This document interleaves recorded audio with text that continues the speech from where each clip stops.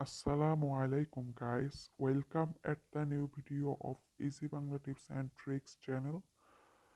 তো আজকে আমি আপনাদের দেখাবো কি করে রিডমিং কিবোর্ডে ছবি অ্যাড করবেন।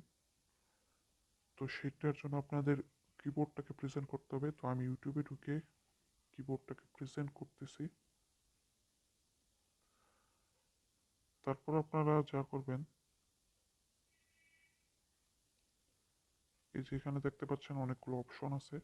তো এখান থেকে এই থ্রি আইকন অপশনটাতে ক্লিক করবেন।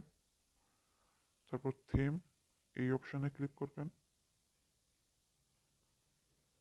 তো এখান থেকে আপনারা কালার অ্যাড করতে পারেন। তো আমরা ভিডিও টপিক যেহেতু ছবি অ্যাড করা, সেই জন্য আপনারা তাই ছবিটাই দেখাচ্ছি। তো ছবি অ্যাড করতে আপনার এই ক্রিয়েট ইউর থিম এই অপশানে ক্লিক করবেন, অথবা চুজ ইমেজ এইখানে ক্লিক করবেন।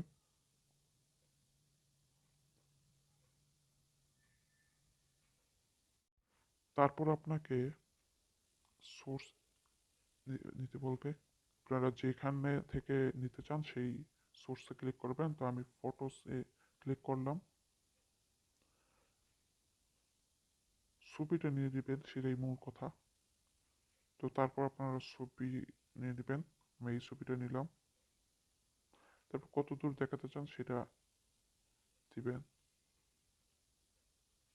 অতঃপর এই ক্রপ অপশানে ক্লিক করবেন।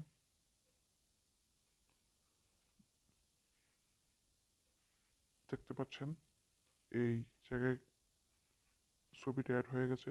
তো এখন আপনারা এখানে এই কিবোর্ডে কালো কালারের কি দেখতে পারেন। তো সেটা রিমুভ করাবেন কিভাবে, সেটা আর কি অন্য এরকম করবেন কিভাবে, সেটার জন্য আপনাদের এই কি অপশানে ক্লিক করতে হবে।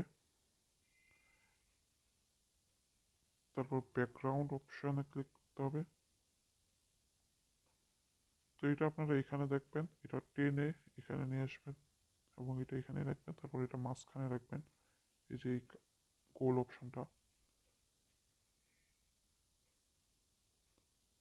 তো এরপর এই যে সেভ অ্যান্ড অ্যাপ্লাই এই অপশানে ক্লিক করবেন। দেখতে পাচ্ছেন সেভ অ্যান্ড অ্যাপ্লাই হয়ে গেছে। তো আপনাদের দেখাচ্ছি,